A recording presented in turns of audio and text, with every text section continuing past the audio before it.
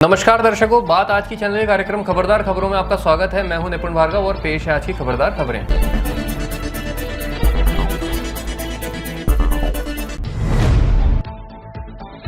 हरियाणा में गुरुवार शाम चुनाव प्रचार थम गया तो राहुल गांधी की नजर अब महाराष्ट्र पर है। महाराष्ट्र में विधानसभा चुनाव की घोषणा में अब ज्यादा दिन का समय नहीं रह गया है। राहुल आज कोल्हापुर से चुनाव प्रचार की शुरुआत कर देंगे। सूत्रों के अनुसार राहुल गांधी आज शाम को 6 बजे छत्रपति शिवाजी महाराज की मूर्ति का अनावरण करेंगे। इसके बाद कल 5 अक्टूबर को राहुल गांधी संविधान बचाओ सम्मेलन में भी हिस्सा लेंगे। कोल्हापुर में चुनावी अभियान की शुरुआत के बीच ऐतिहासिक वजह यह है कि सबसे पहले 1902 में निचली जातियों को 50% आरक्षण देने का काम साहूजी महाराज ने कोल्हापुर में अपने शासन के दौरान किया था।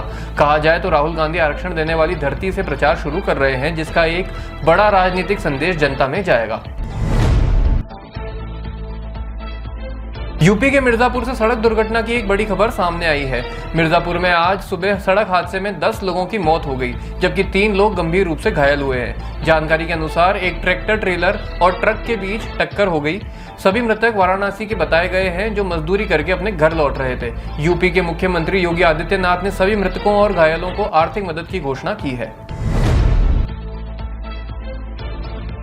नसरुल्लाह के चचेरे भाई हाशिम सफीउद्दीन को आमतौर पर हिजबुल्लाह में नंबर 2 माना जाता रहा है। इजराइल ने हिजबुल्लाह को निशाना बनाते हुए लेबनान पर हमले और तेज कर दिए हैं। अब निशाने पर हिजबुल्लाह के नए टॉप कमांडर हैं। रॉयटर्स ने सूत्रों के हवाले से बताया कि बेरूत में एक इजरायली हमले में हिजबुल्लाह के नए सरगना हाशिम सफीउद्दीन को मार गिराया गया, जिसे ईरान समर्थित आतंकवादी समूह हिजबुल्लाह का नेतृत्व करने के लिए चुना गया था। आपको बता दें कि अमेरिका ने 2017 से सफीउद्दीन को आतंकवादी घोषित कर रखा है।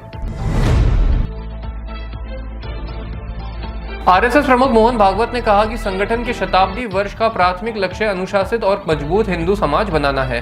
भागवत ने यह बात राजस्थान के 12 जिले की अपनी 4 दिवसीय यात्रा के दौरान क्षेत्रीय सदस्यों के साथ बैठक में कही है।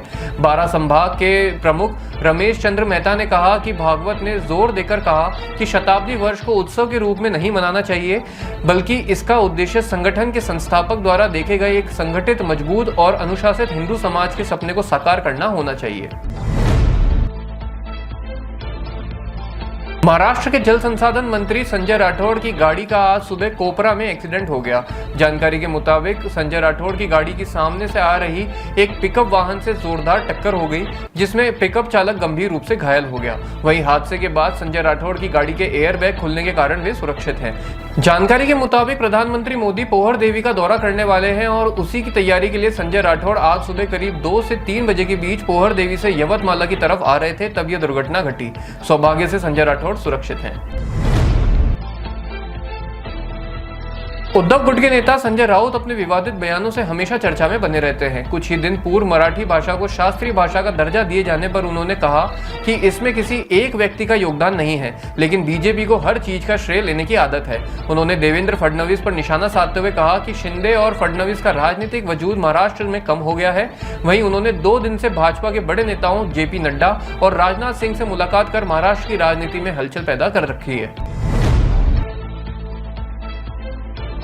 उत्तर प्रदेश के अमेठी में कल देर रात सरकारी टीचर और उसके परिवार की हत्या कर दी गई। इस खबर से पूरे सूबे में हड़कंप मचा है।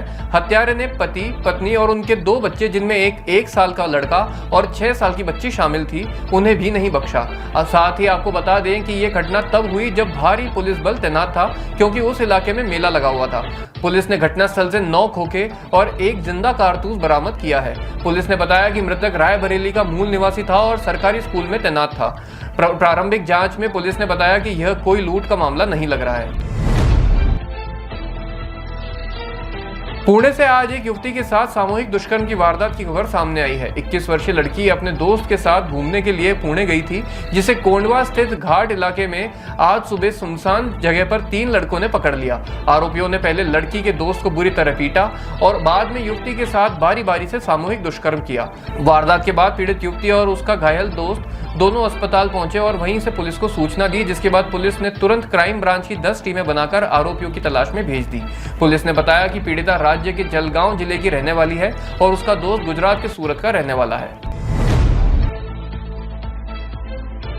बांग्लादेश में हिंदुओं को सताने का सिलसिला अभी भी जारी है। पहले हिंदुओं पर हमला किया, उन्हें मारा पीटा और अब मां दुर्गा की पूजा भी नहीं करने दी जा रही है। बांग्लादेश में दुर्गा पूजा के पंडाल लगाने वाले पूजा समितियों को 5 लाख रुपए जजिया कर के रूप में देने को कहा है। जब से बांग्लादेश की कमान मोहम्मद यूनिस ने संभाली है, तब से वह एहसान फरामोश होता जा रहा है। ये सब बांग्लादेश की एहसान फरामोशी के उदाहरण है। वहाँ कई जगहों पर दुर्गा पूजा की मूर्तियों को तोड़ा गया और धमकी दी जा रही है कि नमाज के दौरान कहीं से भी घंटी या आरती की आवाज सुनाई दी तो उन्हें मार दिया जाएगा। दिल्ली के पूर्व मुख्यमंत्री अरविंद केजरीवाल आज अपने नए हाउस में शिफ्ट हो गए, जो फिरोजशाह रोड पर स्थित है। उनका नया बंगला आपके राज्यसभा सांसद डॉक्टर अशोक मित्तल को आवंटित हुआ था। आपको बता दें कि केजरीवाल ने 17 सितंबर को दिल्ली के सीएम पद से इस्तीफा दिया था और सरकारी आवास और सभी सरकारी सुविधाएं छोड़ने का ऐलान किया था। खबरदार खबरों में आज के लिए इतना ही। कल फिर होगी आपसे मुलाकात, तब तक के लिए आज्ञा दीजिए। नमस्कार।